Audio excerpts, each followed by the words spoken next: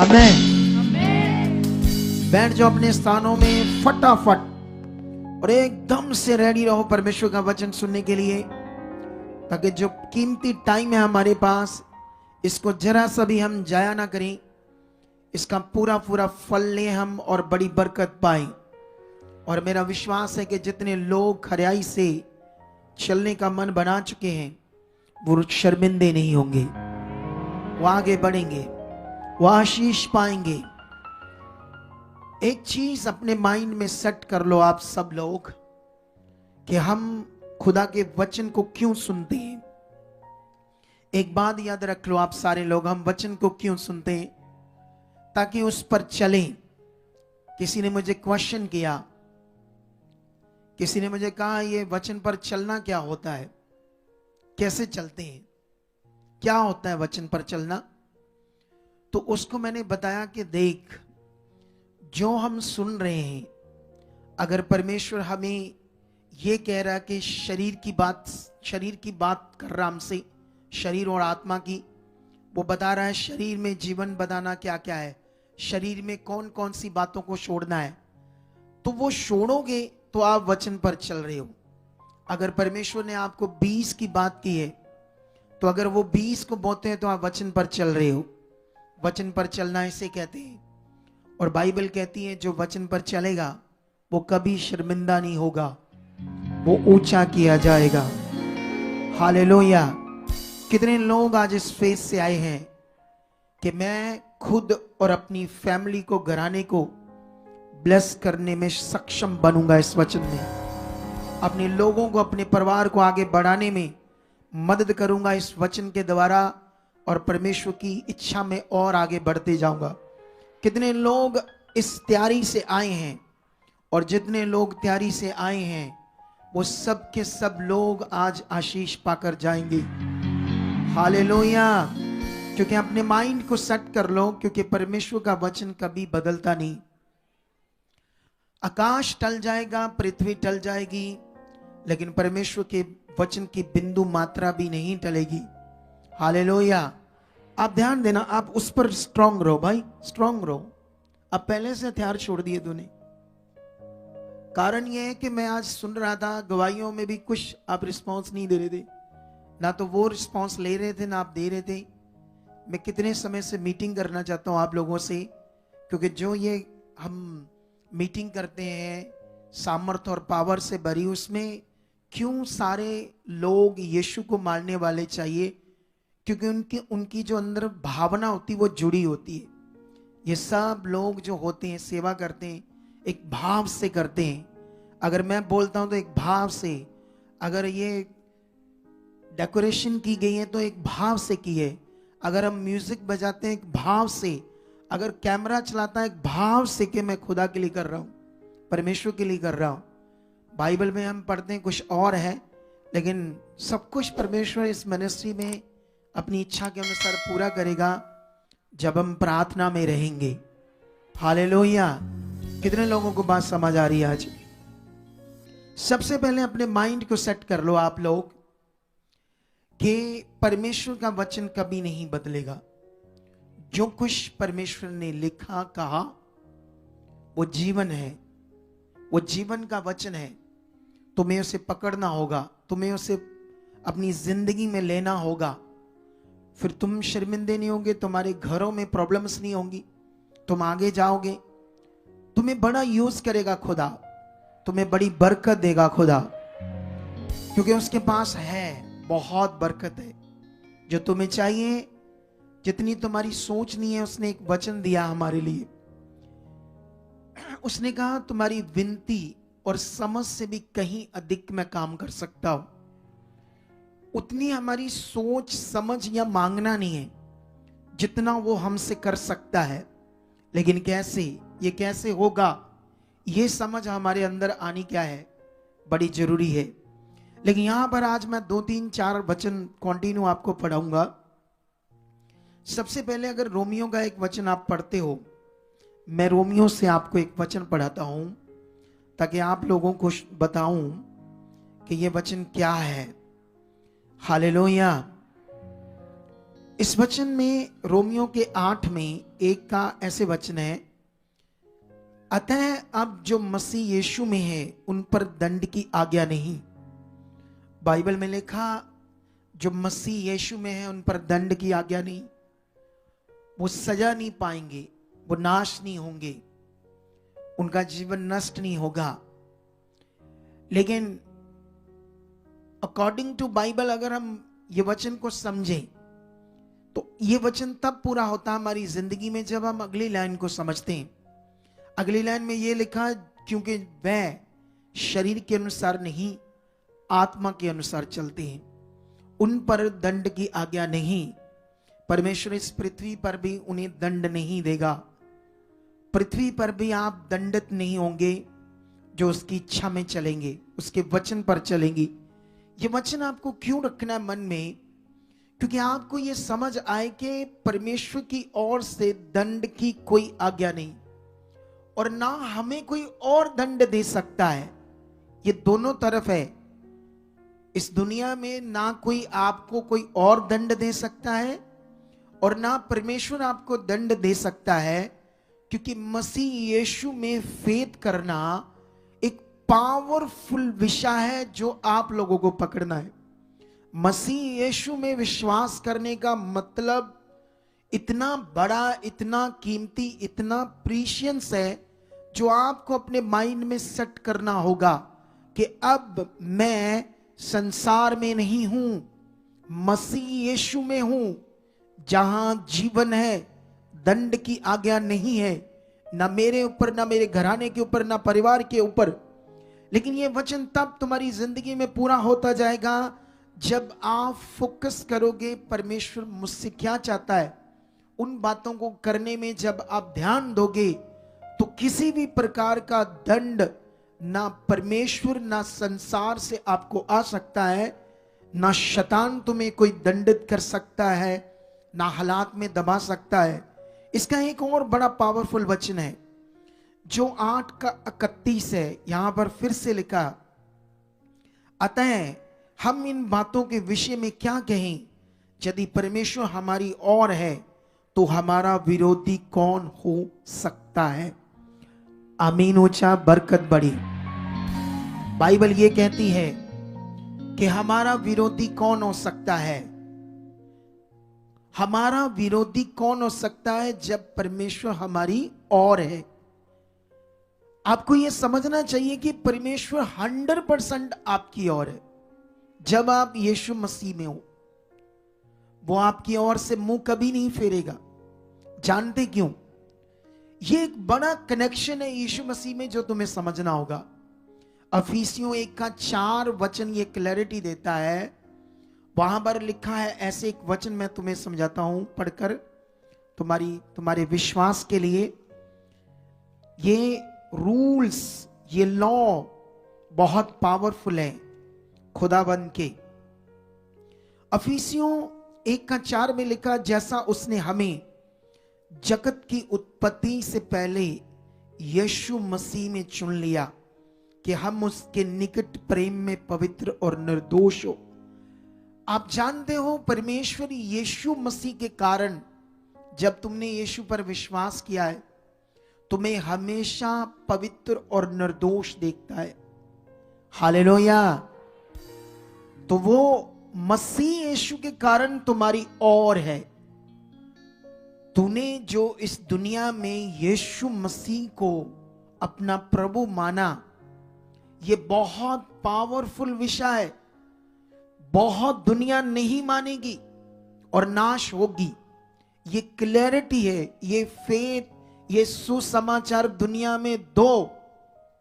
बताओ, जब आप ये क्लैरिटी लोगे और अच्छे से, तो तुम्हारी गवाही नहीं, बड़ी बड़ी गवाही होगी। क्योंकि बड़ी बड़ी गवाही बलीवर्स क्यों ले नहीं पाते? क्योंकि उन्हें वर्ड ऑफ गॉड, परमेश्वर के वचन की समझ नहीं। जब तक लोगों को परमेश्वर के वचन की समझ नहीं है, या वचन की अंडरस्टैंडिंग, वचन पर चलना, क्यों परमेश्वर ने हमें लिखित रूप में वचन दिया है, अगर ये बातें जब तक एक बलीवर्स के अंदर नहीं बनी हुई, तो वो बड़े काम इसीलिए नहीं देख पा रहा, इसीलिए वो पावरफुल जीवन को अपने जीवन में नहीं देख पा रहा, क्योंकि उसे वचन की समझ नहीं है। वचन में कैसे चलना, वचन के ऊपर कैसे चलना है, क्योंकि हमने वचन पर चलना है रोज, डेली, हर रोज चलना है। वो जीवन है। वचन से बाहर कोई जीवन नहीं है। वचन से बाहर दुख, रोग, बीमारियां, हालात, परेशानियां, क्लेश, ये सब कुछ है। सब कुछ उल्टा पुल्टा है जैसे हम संसार में देख रहे हैं। इसीलिए ये वचन याद रखो, परमेश्वर कहते हैं, अतः हम इन सब बातों के विषय में क्या कहें? यदि परमेश्वर हमारी ओर है तो हमारा विरोधी कौन हो सकता? बोलो, कोई दुष्ट की मजाल है? कोई दुष्ट आत्मा या उनका बॉस शैतान लूसीफर क्या तुम्हारा विरोधी हो सकता है? क्या तुम्हें गिरा सकता है? क्या तुम्हारा वो कुछ हिला सकता है? कुछ भी नहीं। अगर तुम वचन पर चल रहे हो, अगर तुम्हें वचन की समझ है, अगर हम इसको आगे बढ़े तो ये बहुत ज्यादा पावरफुल वचन है। मैं चाहता हूं आज आप इसको सीखो। 32 में लिखा, जिसने अपने निज पुत्र को भी नहीं रख छोड़ा परंतु उसे हम सबके लिए दे दिया, वह उसके साथ हमें और सब कुछ क्यों ना देगा। सोच कर देखो, ये बड़ा वचन है। जिसने अपने निज पुत्र को, निज क्या होता है? निज शब्द का क्या मीनिंग होता है? निज का मतलब वेरी इंपॉर्टेंट, वेरी प्रीशियस, खास, इतना जिसे बहुत प्यार हो, जो सबसे कीमती चीज हो। तो परमेश्वर ने सबसे कीमती चीज को, सबसे निज चीज को, सबसे प्यारी चीज को हमारे लिए क्या कर दिया? दे दिया। तो बाइबल ये कहती, वचन ये कहता है, पवित्र वचन, तो उसके साथ हमें और सब कुछ क्यों ना देगा। अगर आपके जीवन में रोज वचन आपके अंदर चल रहा है तो आपका फेथ अच्छा रहेगा। अगर आपके अंदर वचन नहीं है, परमेश्वर क्या किया, क्या चाहता है, उसने क्या कहा, तो फिर आपका शरीर का सोच स्टार्ट हो जाएगी, शरीर की बातें चलना स्टार्ट हो जाएगी। और शरीर की बातें जो है वो निष्फल है, उनमें कोई फल नहीं है। वो हमें हमेशा दुख में ले जाएगा, प्रॉब्लम में ले जाएगा। हमारी शरीर की सोच, अगर हमारी सोच में परमेश्वर का वचन रहेगा, हम कभी लज्जित नहीं होंगे। अगर हम इसको और पढ़े तो परमेश्वर और बड़ी बातें करते हैं। परमेश्वर के चुने हुओं पर दोष कौन लगाएगा? परमेश्वर ही है जो उनको धर्मी ठहराने वाला है। फिर कौन है जो दंड की आज्ञा देखा? मसीह ही है जो मर गया और वरन मुर्दों में से जी उठा और परमेश्वर के दाहिनी ओर है और हमारे लिए विनती भी करता है। कौन हमको मसीह के प्रेम से अलग कर सकता है? क्या क्लेश, क्या संकट, क्या उपद्रव, क्या अकाल, क्या नंगाई, क्या जोखम, या तलवार? कोई चीज नहीं। इनमें से कोई भी चीज जब तुम्हें समझ है वचन की, परमेश्वर की इच्छा की, उसके प्रेम की, कि उसने मेरे साथ क्या किया है, तो बाइबल कहती है इनमें से कोई चीज तुम्हें परमेश्वर के प्रेम से अलग, क्या कहता है, मैं हिंदी में बोलूंगा तो सही से बोल नहीं पाऊंगा वो शब्द, मैं पंजाबी च बोला।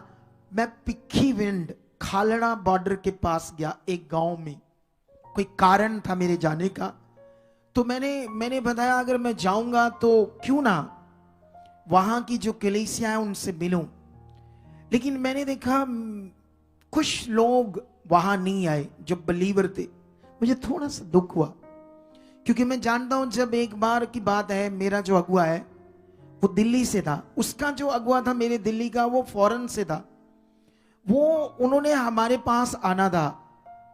मैं 3 दिन तक सोया ही नहीं, इतना चाह था मुझे, सच्ची।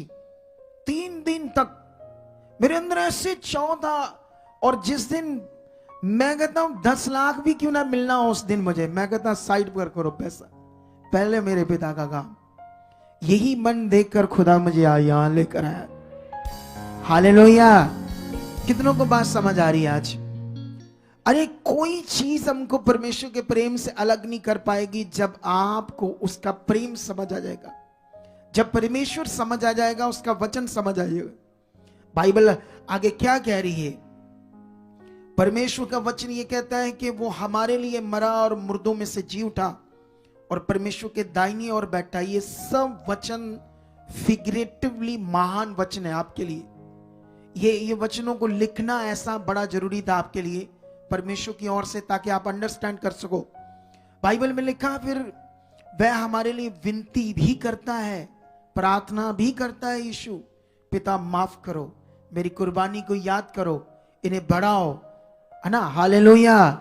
कितने लोगों को यह बात समझ आ रही है? 37 में लिखा, परंतु इन सब बातों में हम उसके द्वारा जिसने हमसे प्रेम किया है जयवंत से भी बढ़कर हैं। इस दुनिया का ज्ञान कहता है पहले दुनिया लड़ती है, युद्ध करती है, फिर जीतती है और जीत का जश्न मनाती है, लेकिन उसने हमें बिना युद्ध किए जितवा दिया। सोच कर देखो, हमें जीत की संतान ठहरा दिया। इतना पावरफुल परमेश्वर जिसका हो, इतना सामर्थी परमेश्वर जिसका हो, क्या वो निराशा में रह सकता है? क्या वो दुख में रह सकता है? क्या शैतान उसे दबा सकता है? कोई बीमारी, कोई हालात क्या उसे मार सकता है? नो। पता होना चाहिए परमेश्वर के लोगों को कि हम किसके साथ हैं, वो क्या चाहता है हमसे, उसने क्या किया हमारे लिए, उसका वर्ड क्या कहता है। बहुत सारे लोग जो परमेश्वर के हैं वो वचन से अनजान होकर अपनी जिंदगी में प्रॉब्लम में रहते हैं, वचन से अनजान होकर अपनी जिंदगी में वो निराशा में रहते हैं। फिर कभी कभी है ना, मैं जब वहां गया पिक्कीविन, तो वहां एक परिवार था बड़ा अच्छा, उनके बड़े काम हुए, लेकिन उसकी मम्मी को प्रॉब्लम आई। वो कहती, मेरी मम्मी कहती हम ठीक नहीं होते, हमने नहीं जाना था, इसीलिए हम लेट आए। मुझे बड़ा दुख हुआ कि इन्हें परमेश्वर की अच्छे से समझ नहीं है, इन्हें वचन की अच्छे से समझ नहीं है, इनका अभी वो रिश्ता नहीं बना। जब हमारा वो रिश्ता बन जाएगा, हम आग की तरह ज्वाला जैसे होता है ऐसे होंगे यीशु मसीह के नाम से। हम एक चमकते हुए सूरज की तरह दूसरों को रोशनी देने वाले होंगे। कितनों को बात समझ आ रही है? जितने लोग निराशा में वो वचन पर नहीं चलते, उनको वचन याद नहीं है, वो अच्छे से समझ नहीं पा रहे परमेश्वर की इच्छा को, इसीलिए ऐसे बोलते रहते हैं, इसीलिए ऐसे निराशा में रहते हैं। आज हीलिंग मीटिंग है, कितने लोगों को पता था कि आज हीलिंग मीटिंग है? कितने लोगों ने ये वर्ड जो परमेश्वर ने दिया इस पर चले हैं, आज तैयारी के साथ आए? जो आए हैं वो हील होंगे, वो बरकत पाएंगे, क्योंकि जो वचन परमेश्वर ने दिया उस पर जो चले, अगर हीलिंग मीटिंग का वचन दिया उस पर चले, आने वाले दिनों में इस थर्सडे संडे कोई और वचन परमेश्वर देगा। क्या आपने सुना? जो आपने सुना, क्या आप उस पर चल रहे हो?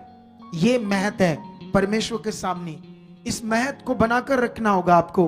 अगर हम एक वचन और पढ़ते हैं यशाया, तो यशाया 66 का एक वचन जो है, अगर इस पर आप ध्यान दो तो परमेश्वर क्या बात कर रहे हैं।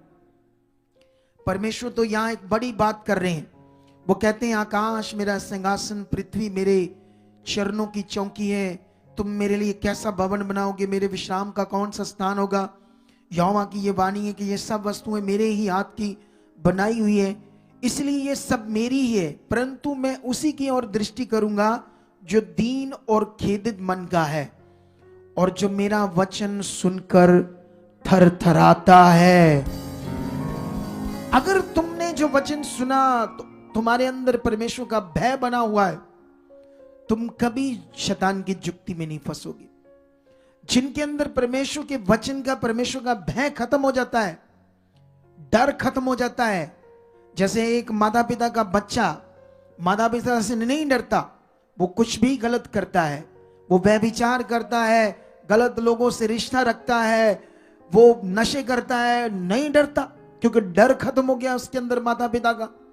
अगर किसी पत्नी के अंदर पति का भी डर है तो वो हमेशा बुराई से दूर रहेगी। अगर उसके अंदर से डर खत्म हो गया तो वो बुराई करेगी। अगर पति के अंदर अपने परिवार का, पत्नी का, परमेश्वर का डर है तो वो कभी गंदे काम में, व्यभिचार में नहीं होगा। वो परमेश्वर का भय रखेगा, कितनों लोगों को समझ आई?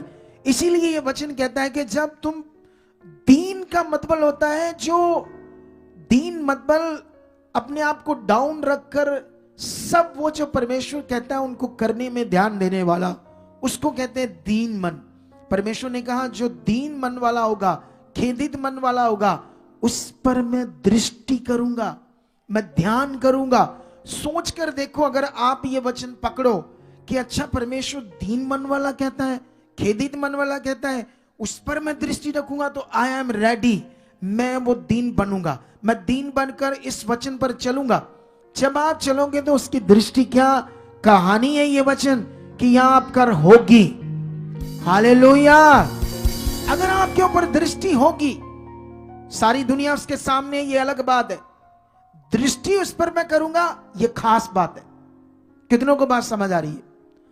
अगर वो दृष्टि करेगा आपके ऊपर, जैसे यूसुफ के ऊपर उसकी दृष्टि थी, उसने उसे ऊंचा ऊंचा ऊंचा वो बना दिया जो यूसुफ ने भी नहीं सोचा था। अगर तुम भी दीन बनोगे, वो दीन बना आज्ञाकारी रहा। कितनों को बात समझ आ रही है? बाइबल कहता है उस पर मैं दृष्टि करूंगा। अगर आप ये मन बनाओगे तो खुदावंद आपके ऊपर दृष्टि रखेगा, और जिस पर खुदा की दृष्टि होगी, क्या कभी वो लज्जित, कमजोर, फंसा हुआ, परेशान, अशांति में, निराशा में हो सकता है कभी वो मनुष्य? सोच कर देखो, कभी वो मनुष्य निराशा में नहीं हो सकता, वो बलवान होगा। बाइबल कहती है जो मुझ पर भरोसा रखते हैं, जो मुझे देखकर चलते हैं, वे नया नया बल पाएंगे, वे श्रमित नहीं होंगे, अकाबों की तरह उड़ेंगे। कितनों को बात समझ आ रही है? बाइबल का वो वचन जो दाऊद को प्रकाशन के द्वारा मिला, 91 भजन सहता, जहां पर दाऊद ऐसे लिखता है आत्मा के द्वारा। मैं चाहता हूं ये वचन हम पढ़ें, सीखें और फिर मन बनाएं इस वचनों पर चलने के लिए। हालेलुया। कितने लोगों को बात समझ आ रही है? 91 में लिखा, जो परम प्रधान के छाए हुए स्थान में बैठा रहे, वह सर्वशक्तिमान की छाया में ठिकाना पाएगा। आमीन। ऊंचा बरकत ऊंची, ऊंचा बोलो हालेलुया। बोलो मैं खुदा की संतान हूं, परमेश्वर ने मुझे जीवित किया है, मैं मरा हुआ था, यीशु मसीह के साथ जिंदा किया गया हूं। कितने लोग विश्वास करते हैं मैं जिंदा किया हुआ हूं? एक दिन मैं पाप के कारण एक मरा हुआ जीवन जी रहा था, आज यीशु मसीह की कुर्बानी के द्वारा आज मैं जीवित हूं, मेरे अंदर एक नया जीवन है। वो नया जीवन जो दुनिया देखकर हैरान होगी, वो जीवन जो हजारों लाखों के लिए एक प्रेरणा बनेगा। कितने लोगों को समझ आ रही है? अगर तुम्हारा ध्यान इस जीवित जीवन में है तो तुम एक पावरफुल सामर्थी जीवन को जी पाओगे। कितने लोगों को बात समझ आ रही है आज? लेकिन इस वचन को हमने समझना है 91 को, कि ये दाऊद के द्वारा जो बात लिखी ये क्या है। अगर हमें ये समझनी तो कैसे आप वचन पर चलोगे? वचन पर चलने का मीनिंग कैसे पूरा होता है? अगर हमें वचन पर चलना नहीं आया तो वो तो खत्म है ना, नॉर्मल है ना, हम आए बैठे और चले गए। और बहुत सारे लोग बलीवर इसी तरह से होते हैं। इसीलिए एक अद्भुत जीवन जो परमेश्वर ने हमारे लिए रखा है, बहुत सारे कई बार लोग देख नहीं पाते क्योंकि उन्हें वचन की अंडरस्टैंडिंग नहीं, वचन पर चलने की समझ नहीं है, वचन को पकड़ते नहीं है। अगर आप घर जाओ, दोबारा वचन सुनो, कॉपी पेन लो, अगर तुम पढ़े नहीं हो अपने बच्चों को बोलो बैठाओ, दोबारा सुनो क्या था वचन, क्या करना मुझे। जैसे ये करना स्टार्ट करोगे तो याद रखना कैंसर तक खत्म हो जाएगी। मैं कहता हूं लंगड़ों की टांगे नहीं बनेगी, अंधों की आंखें खुलेगी। सचमुच ये इतना पावरफुल है, लेकिन लोगों को इसकी ना समझ होने के कारण वो इतना बड़ा फायदा सर्वशक्तिमान के पास आकर नहीं ले पा रहे, या बड़े कामों को देख नहीं पा रहे। कुछ लोग, आज बड़े लोग देख पाएंगे अगर इस वचन को समझ पाएंगे तो। लेकिन अभी ये जो परम प्रधान के छाए हुए स्थान में बैठा रहने का मतलब है उसकी आज्ञाएं, जो वो कहता है, जो उसकी आज्ञाओं को मानता है, उसको ऐसे फिगरेटिवली लिखा हुआ कि उसके ठहराए हुए स्थान में, मतलब उसकी इच्छा से जरा भी बाहर ना जाना। जो ऐसा करेगा, बाइबल कहती सर्वशक्तिमान की छाया में ठिकाना पाएगा। ये छाया क्या होती है आप जानते हो? मैंने जितने पहले वचन पढ़ाए उसको भी याद रखना, इसको भी याद रखना। आपने अम्ब्रेला देखा ना, यूज किया अम्ब्रेला? कितनों ने यूज किया अम्ब्रेला? हाथ खड़ा करो। कई लोगों को ये पता ही नहीं होगा अम्ब्रेला किसको कहते हैं, तो कैसे उनको समझ आएगी? छतरी, छतरी। अब हाथ खड़ा करो। कितने लोग कर रहे हैं? अब देखो, ये भी ध्यान रखना पड़ेगा कौन से शब्द इन्हें समझ आते, कौन से नहीं आते। छतरी होती ना, छतरी। जैसे बारिश आ रही, बारिश, बहुत बारिश है ना, तो भीगा देंगी आपको, है ना? भीग जाओगे, कपड़े लत्ते आपके सब, मोबाइल फोन, पैसे। तो बारिश में हम सोचते हैं ना कि किसी छाया के नीचे रहे।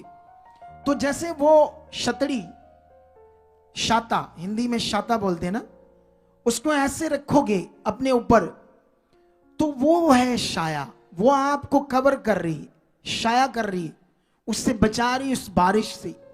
सेम खुदाबंद का वचन कहता है, वो ये पकड़ना मेरा मोबाइल, सुनो, मोबाइल कर, माइक पकड़ना, भाग कर जल्दी एक जन, हाँ इसको पकड़ना। जैसे ये देखो, तो परमेश्वर क्या करेगा? अपने हाथ से ऐसे ऐसे सेम तुम्हारे ऊपर छाया करके रखेगा।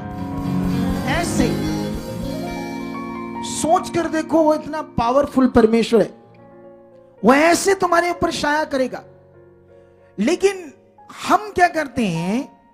उस छाया से अपने आप बाहर जाते हैं, बार बार बाहर जाते हैं, गलत चीजें करके, बुद्धि लगाकर, शरीर में जाकर, और फिर हालात आते हैं। वरना क्या मजाल है हालातों की, क्या मजाल है शैतान की कि वो तुम्हारी ओर देख भी सके।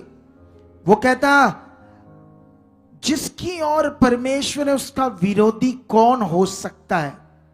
अगर वो तुम्हारी ओर है, अगर वो छाया कर कर रख रहा, क्योंकि तुम खरे और वफादार हो, उसके ठहराए हुए स्थान में बैठे हो, बैठे का मतलब वर्ड पूरा कर रहे हो, सही से उसकी इच्छा में चल रहे हो, तो वो तुम्हारे ऊपर ऐसे छाया करके रखेगा।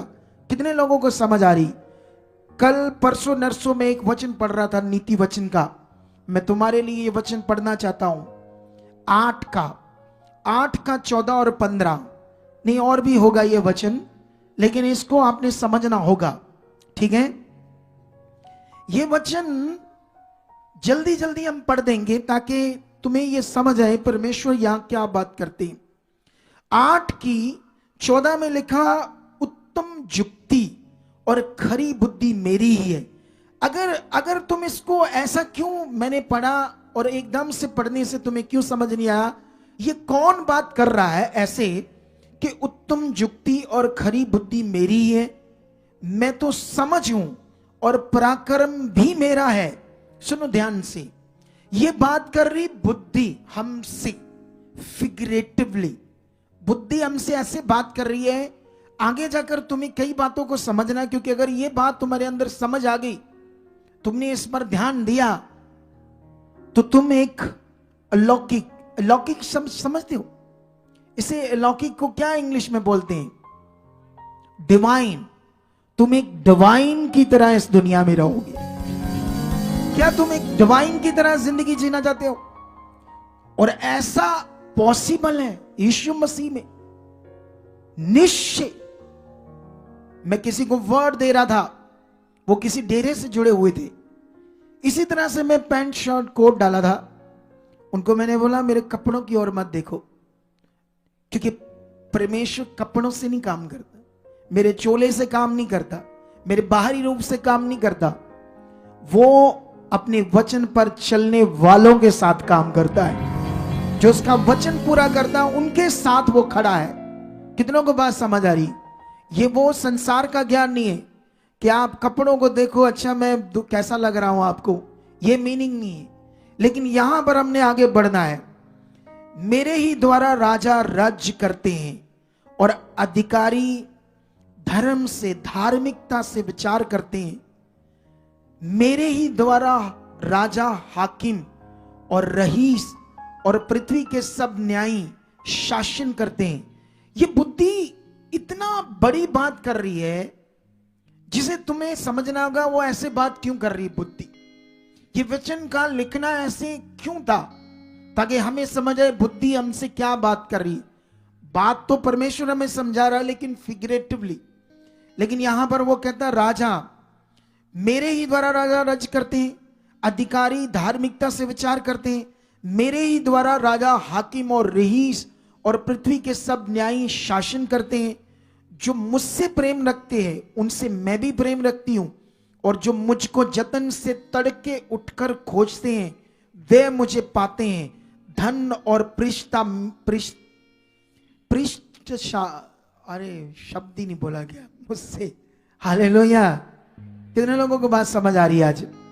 उसने कहा धन और प्रतिष्ठा मेरे पास है, वर्ण ठहरने वाला धन और धर्म भी मैं धर्म भी है। वर्ण ठहरने वाला धन और धर्म भी है, और मेरा फल चोखे सोने से, वर्ण कुंदन से भी उत्तम है, और मेरी उपज उत्तम चांदी से अच्छी है। और मैं धर्म के मार्गों में और न्याय की डगरों के बीच में चलती हूं, जिससे मैं अपने प्रेमियों को परमार्थ का भागी करूं और उनके भंडारों को भर दूं।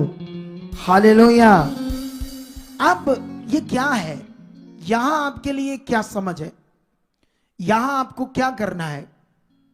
यहां पर आपको इस वचन को विश्वास करना है कि जो परमेश्वर बुद्धि देता है वही समझ देता है, वही बुद्धि को बढ़ाता है। इतनी पावरफुल वो बातें इसलिए लिखी तुम्हें समझ आए कि बुद्धि जिनके पास होती है वो क्या कर सकते हैं इस दुनिया में। राजा राज कर सकते हैं। सुलेमान ने क्यों बुद्धि मांगी? क्यों उसने जब वो राजगद्दी पर बैठा तो उसने कहा हे परमेश्वर मुझे कुछ नहीं चाहिए, इतना बड़ा राज्य तूने दिया, इतने बड़े पद पर मुझे बैठाया है, तो इसको काम करने में, लोगों को चलाने में आप मुझे समझ दो, बुद्धि दो। कितनों को बात समझ आ रही? बुद्धि कहती है कि मैं तुम्हारे भंडारों को भर दूंगी। जो मुझसे प्रेम रखते हैं मैं उनसे प्रेम रखती हूं, जो मुझे खोजते हैं मैं उन्हें मिलती हूं। वो तुम्हें इतना पावरफुल मनुष्य बना सकती है बुद्धि, मतलब परमेश्वर। बुद्धि को तो फिगरेटिवली लिखा है, लेकिन परमेश्वर तुम्हें ऐसा पावरफुल मनुष्य बना सकता है। चाहे तुम्हें ज्यादा पढ़े नहीं हो, चाहे तुम नॉर्मल घराने से हो, क्योंकि बाइबल के अंदर नॉर्मल घराने से था कौन? बोलो, यूसुफ, दाऊद। कितनों को बात समझ आ रही है? लेकिन बड़े बड़े राजा उस समय, जैसे कोई बड़े बड़े ज्योतिषी, बड़े बड़े ज्ञानी, उन बातों को ना समझ पाए, ना प्रकट कर पाए जो होने वाली थी उस देश में। किसकी बुद्धि से वो समझ पाए? किसने ये प्रकट किया? खुदावन ने, जिस पर आप विश्वास करते हो। क्या वो खुदा उनके लिए था, हमारे लिए नहीं है? सेम है। लेकिन बहुत सारे लोगों को वचन पर चलने की ना समझ होने की वजह से वो बड़ी जिंदगी को नहीं पा सकते। ये मैं बुद्धि का ज्ञान क्यों आपको दे रहा हूं? क्योंकि खुदावंद ने मुझे एक वर्ड दिया है जो मैं आपके लिए जल्दी गिनती की पुस्तक से पूरा करना चाहता हूं, ताकि तुम्हें समझ आ जाए कि ये एक पावरफुल पॉइंट है आप लोगों के लिए। गिनती 16 अध्याय में हम निकालेंगे इस वचन को। अगर मैं 1 से लेकर इसको 7 तक पढ़ देता हूं कंटिन्यू, तो ध्यान दो क्या लिखा है। कोरे जो लेवी का परपोता और कहात का पोता और जिस हार का पुत्र था, वह एलियाब के पुत्र दतान और अबीराम और पलेत के पुत्र ओन, इन तीनों रबेनियों से मिलकर मंडली के 250 प्रधान। यहां पर एक पॉइंट है बुद्धि का, समझ का। कितनों को बात समझ आ रही है? क्योंकि यहां पर भी बुद्धि समझ की कमी से कुछ लोगों ने अपने आप को नष्ट कर लिया। परमेश्वर ने तो उन्हें ऊंचा किया था, उनके लिए बहुत खुश था, लेकिन समझ की कमी होने से शरीर बड़ा, शरीर का लालच आया, जिससे वो फल छूट गए। लेकिन यहां से मैं फिर से पढ़ता हूं 2 से, इन तीनों रबेनियों से मिलकर मंडली के 250 प्रधान जो महासद और नामी थे। सोचकर देखो, ये 3 बंदे और 250 वो लोग जो मूसा के द्वारा अपॉइंट किए गए थे। ये प्रधान थे, ये नामी थे, इनका कोई पद था इज़राइल के ऊपर। लेकिन वो लोग जानते थे कि हमें किसने अपॉइंट किया है, मूसा के द्वारा। हालेलुया। किनके द्वारा? मूसा के द्वारा। जैसे मूसा काम कर रहा था, ऐसे मैं खुदा का काम कर रहा हूं। मैं भी एक खुदा का नबी हूं। वो जमाना और था, ये जमाना और है। यहां पर कोई मीनिंग नहीं रखता आपके कपड़े कौन से, आपने कौन सा क्या डाला है। यहां मीनिंग रखता है हमारा विश्वास, हमारा मीनिंग रखता है हमारा फेथ, हमारा आत्मिक रिश्ता, हमारी हॉलीनेस, हमारी पवित्रताई। कितनों को बात समझ आ रही है? अगर वो मुझ में है तो खुदा इस दुनिया में मुझे बहुत ज्यादा इस्तेमाल करेगा। कितनों को बात समझ आ रही है? लेकिन ये लोग मूसा के द्वारा अपॉइंट किए गए थे, लेकिन इन्होंने क्या ऐसा किया, कौन सी गड़बड़ या कौन सी खराब बुद्धि ने काम किया इनकी जिंदगी में, जिससे इन्होंने जो राज्य करना था और भी अगले पद के ऊपर जाना था और भी अच्छा जाना था, लेकिन ऐसा क्या हो गया? इसे पढ़ना हमारे लिए जरूरी है, क्योंकि ये 3 बंदे हैं जिन्होंने ऐसा किया। कोरे, दतान और अबीराम, इन्होंने 250 प्रधानों को जो मूसा ने अपॉइंट किए थे, ये भी प्रधान थे, इन लोगों ने फुसलाया और मूसा के विरोध अगेंस्ट उन्हें भड़काया। किस विषय में थोड़ा सा पढ़कर देखेंगे। 3 में लिखा, और वह मूसा और हारून के विरुद्ध खड़े हुए और उनसे कहने लगे, तुमने बहुत किया, अब बस करो, क्योंकि सारी मंडली का एक एक मनुष्य पवित्र है और यहोवा उनके मध्य में रहता है। इसलिए तुम यहोवा की मंडली में ऊंचे पद वाले क्यों बन बैठे हो? ये सुनकर मूसा और अपने मुंह के बल गिरा। फिर उसने कोरे और उसकी सारी मंडली से कहा, सवेरे यहोवा दिखला देगा कि उसका कौन है और पवित्र कौन है, और उसको अपने समीप बुला लेगा। जिसको वह आप चुन लेगा, उसी को अपने समीप बुला भी लेगा। इसलिए हे कोरे, तुम अपनी सारी मंडली समेत ये करो कि अपना अपना धूप दान ठीक करो, और कल उनमें आग रखकर यहोवा के सामने धूप देना। तब जिसको यहोवा चुन ले वही पवित्र ठहरेगा। कितनों को बात समझ आ रही है? यहां पर ये लोग 250 प्रधानों को और खुद भी मूसा के विरुद्ध खड़े हो गए और कहने लगे, तुम ऊंचे पद पर अपने आप को बड़ा करके बैठे हो, सबके ऊपर प्रधान बनाकर बैठे हो, सब पवित्र हैं, तुम अकेले पवित्र नहीं हो। कितनों को बात समझ आ रही? यहां समझ, बुद्धि एक बड़ा विषय। ये वही मूसा है जो ने मिस्र से निकाल लाया था। ये वही मूसा है जिसको परमेश्वर ने खड़ा किया था। कितनों को बात समझ आ रही है? ये वही मूसा है जिसके द्वारा परमेश्वर ने अपना काम प्रकट किया, क्योंकि परमेश्वर को अपना काम करने के लिए एक शरीर चाहिए। दुष्ट आत्माओं को भी अपना काम करने के लिए क्या चाहिए? एक शरीर चाहिए। दुष्ट आत्मा का काम, यह दुष्ट आत्मा का काम है। यहां पर कभी भी किसी के द्वारा आपको कोई नेगेटिव करेगा, ये दुष्ट ने, क्योंकि उसको शरीर चाहिए, डायरेक्ट तो नहीं कर पाएंगे। आपका मन खराब या आपको तोड़ना या आगे पीछे करना, ये किसका काम है? ये शैतान का काम है। आत्मा से भरा हुआ व्यक्ति, परमेश्वर का भय रखने वाला व्यक्ति कभी परमेश्वर के सामने कोई गुनाह नहीं करता, कोई पाप नहीं करता। वो भय में रहता है, वो कभी उसकी मर्जी से बाहर नहीं जाता। बाहर वो जाते हैं जो शरीर में, जिनको बुद्धि और वचन की समझ नहीं है, और इसीलिए वो पकड़े जाते हैं। इसीलिए वो जो परमेश्वर ने बड़ा रखा, बड़ी आशीषें रखी है, वो देख नहीं पाते। मैं दावा करता हूं कि अब आने वाले जो 2-3 महीने हैं तुम्हारी जिंदगी में एक सफल बलीवर की तरह खड़े हो जाएंगे, क्योंकि जो जो परमेश्वर मुझे अगुवाई कर रहा है, मैं बहुत एक्साइटेड हूं परमेश्वर की अगुवाई से। जो वो बातें मुझे बता रहा है जब मैं प्रेयर में जा रहा हूं, क्योंकि इसी सप्ताह सैटरडे को हमारी वो 21 दिन की 24 घंटे प्रेयर स्टार्ट है। 1 फरवरी से लेकर 21 फरवरी तक ये किसने वचन दिया? अब इस पर चलना ना चलना किसका काम है? अगर तुम आए, इस वचन को पूरा किया, तो समझो तुम वचन पर चले। अगर तुमने इसे नहीं माना तो वचन को नहीं माना। तो जो नहीं मानेंगे उस वचन का कोई फल नहीं होता। यह बात याद रखो, ये सीखना है तुम्हें। मैं भी यहां रहूंगा कई घंटे। कुछ इतने बच्चे अच्छे कनाडा तक से इसी प्रोग्राम के लिए आ रहे, फॉरेन से भी आ रहे। सोच कर देखो, अपना काम धंधा छोड़कर अगर इतनी दूर से आ सकते हैं, तो हम तो लोकल है। हम तो 30-40 किलोमीटर में, अगर आप लोग जॉब करते हो, काम करते हो, अब शाम को आ सकते हो, 6 बजे आ सकते हो, 7 बजे आ सकते हो।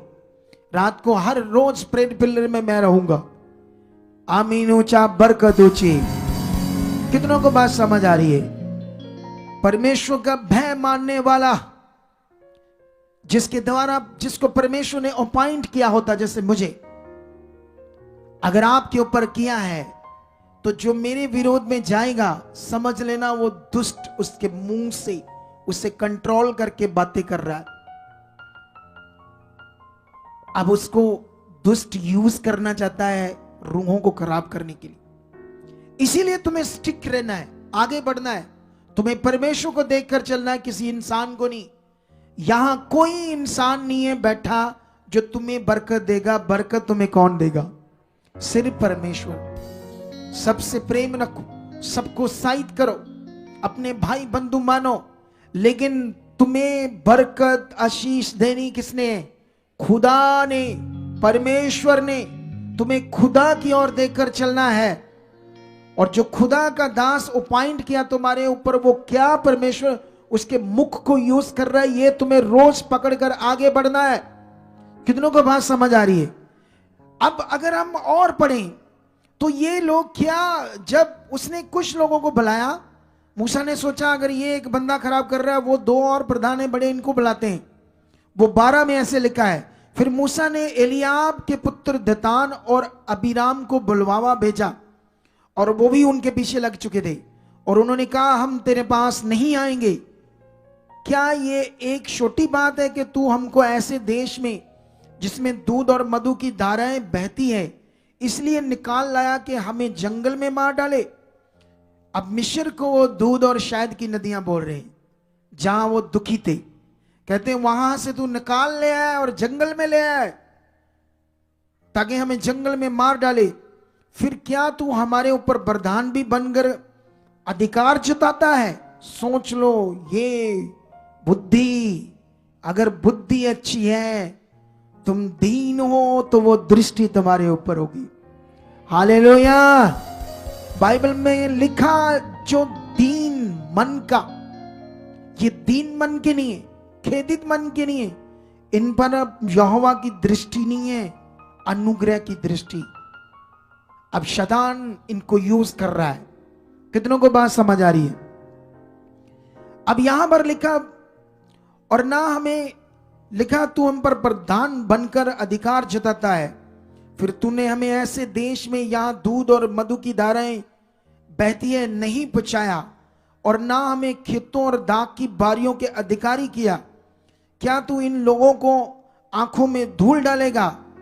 हम तो नहीं आएंगे। लेकिन यहां पर फिर वो कहता है हम खुदा के सामने जाएंगे। अब परमेश्वर न्याय करेगा, सही कौन है गलत कौन है ना। मूसा से बात कर रहा है, लेकिन उसके बाद क्या होता है जानते हो? क्योंकि मूसा तो सच्चा परमेश्वर का ठहराया हुआ एक नबी, और उसने जब ये बातें की तो उसने कहा नीचे पड़ोगे। उसने कहा, तब मूसा का कोप बहुत भड़क उठा और उसने यहोवा से कहा उन लोगों की भेंट की और दृष्टि ना कर, मैंने तो उनसे एक गदहा भी नहीं लिया और ना उनमें से किसी की हानि की। किसी भी तरह की कोई लालच की चीज, लोगों से कोई चीज नहीं ली। वो परमेश्वर के सामने जाकर प्रेयर कर रहा है और जानते उसके बाद फल क्या आता है। परमेश्वर की ओर से वो सब नष्ट होने वाले थे, लेकिन परमेश्वर ने कहा इन 3 बंदों के कारण तू क्या पूरी मंडली को नष्ट कर देगा? इन पर दया कर, इतना महान मन वाला। लेकिन उसके बाद मैं 31 से पढ़ता हूं। 31 में लिखा, वह ये सब बातें कह ही चुका था जब लोगों से बातें कर रहा था इनके साथ क्या होगा, और प्रेयर में था और सब बातें है ना, जो पवित्रताई, जो उसका अधिकार जो खुदा ने उसे यूज किया था, वो ज्ञान जो उसे दिया था, लोगों को बांट रहा था, दे रहा था। और तभी क्या होता है, परमेश्वर उससे बात करता है कि लोगों को बोल वहां से हट जाओ, उनके घरों से हट जाओ, है ना।